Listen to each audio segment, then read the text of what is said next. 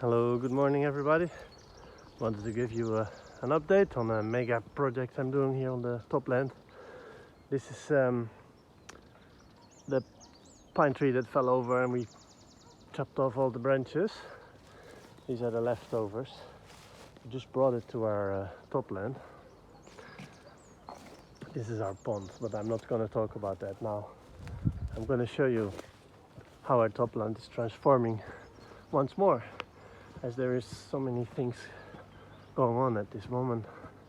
So besides the tunnel, which will still have a lot of transformation going on soon, I'm going to do some more tropical plants in there. This is now really interesting, as we are growing two annual crops in the middle between the tree lines. So we have done heavy pruning on the Elaeagnus. This is the Elaeagnus that actually is still here, but all of this row looked like that, and most of that mulch went right here at the base of these trees, and also on top of the sweet potato hill. So we had several issues to work with here. I'm going to share that with you very fast, so you can get a bit of an idea of how this is actually all coming together. So these are the branches from the pine tree that I just showed you. This will all be shredded up into smaller pieces, hopefully very soon. It's going to be a bit of a challenge, but we have a BCS with a flail mower on it, and when the wood is still very young and, let's say, still wet, it actually can do wonders. So let's hope that we get that done soon, and then we can grow here a really interesting line of, in this case I'm planning on planting yacon. Yacon is a Peruvian ground apple with some pumpkins and some beans on the sides.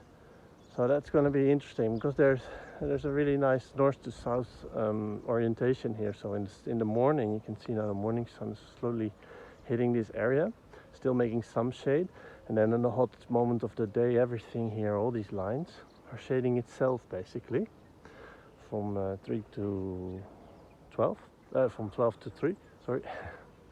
And then you will in the afternoon get a nice shade again. So this is the sweet potato I was talking about.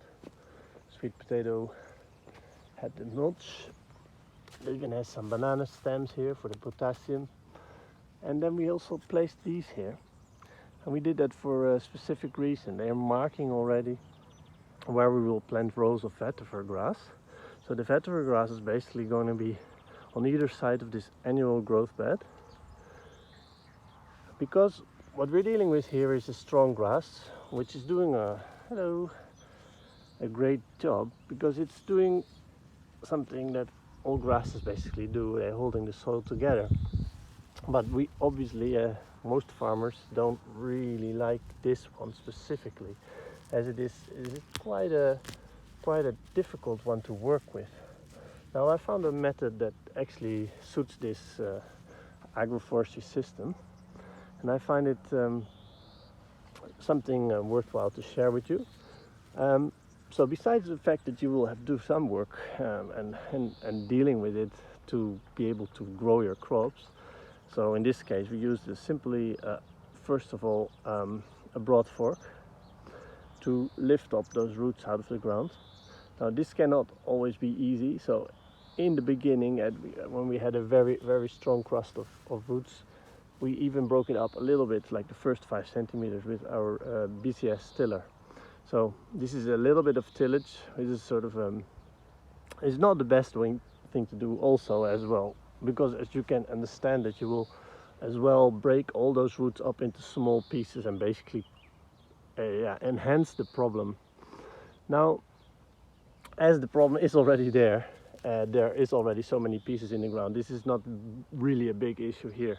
So I decided to break that up, then use my broad fork, lift all that soil up, so I would right away create some really nice hill for my sweet potatoes. So all that organic matter, I dropped out on the sides, and we shredded that once more with a our flail mower. You can also just let it dry, and if you don't have a flail mower, and it will definitely on top of the soil, especially in the springtime, it will die off. Don't put it in the fall like that, because then it will root again with all the rainwater.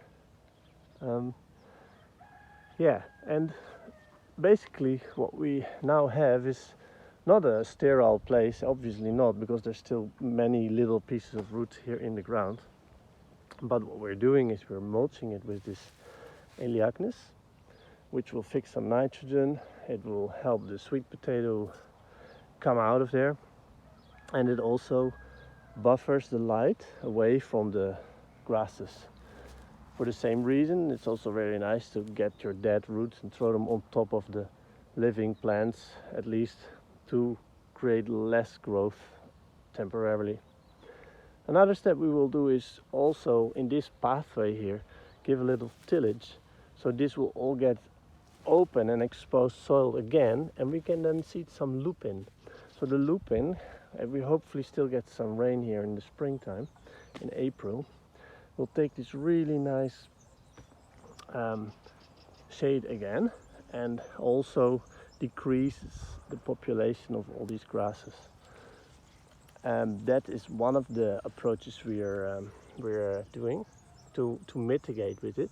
So besides using the organic matter, we're also basically not running away from it. We're just basically working alongside it. I'm leaving it here, mowing it until I have an opportunity to basically intervene, plant something in between, or even on top of it.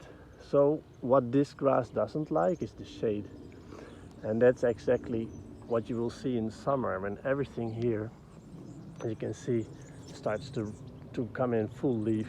So there has been lots of pruning on the trees. You can see our poplar here, for example, and now it all shoots back. So you won't believe what you will see after a few months, how this explodes and creates quite a lot of shade, and hopefully also quite a lot of fruit. Like last year we had quite a lot of apples, which is an amazing feeling after quite a few years of taking care of this system. Well, there's a missing link here in this system, in my opinion, is that the ground cover, especially in the lines of the trees, is still very dominated by grasses as well. And these could be salt bushes, berry bushes, and other really nice small lavenders, or even a little bit of taller plant. So it's a matter of time to see, for example, plants like these, pomegranates and Vaijoas, which are growing there, create more of that shade. As this is a very narrow area, we are growing them 3 meters apart. I have to leave space on the base of these bushes. So you can see this one already comes quite a lot into my pathway. So I might have to prune that off and keep that a bit at bay, so we can always pass here, or with tools, or just ourselves, to make our management easier and more pleasant. So the whole system here is really made to manage in a very easy way. So I'm always emphasizing on the fact that it makes a lot of sense to work in linear systems, as that helps you maintain everything, although it might be boring in some eyes of some people. But to just get your system started, you will actually be really happy having started it this way, and eventually you will see that the system will grow wild and start bending into natural patterns. So something to think about when you're setting up your systems. Work very linear, also because when we are mowing here, etc., and when we are installing drip lines or something in the beginning, you really don't want to damage anything of that, or your young trees, etc. So those things are something to consider. I hope you enjoyed this video. wish me luck getting all this into small pieces, because we kind of need to keep the soil covered wherever we can, or at least have some really happy photosynthesizing plant going on. Even if it's Bermuda grass, it's always better than having just a bare soil. So keep that in mind when you're seeing a plant that you don't like in your garden. It does a really important role. It gets sunlight into your soil and makes this really important photosynthesis going on to create really healthy and nutritious plants that you can eat. Okay, hope that you enjoyed this video. Thank you for watching. Cheers.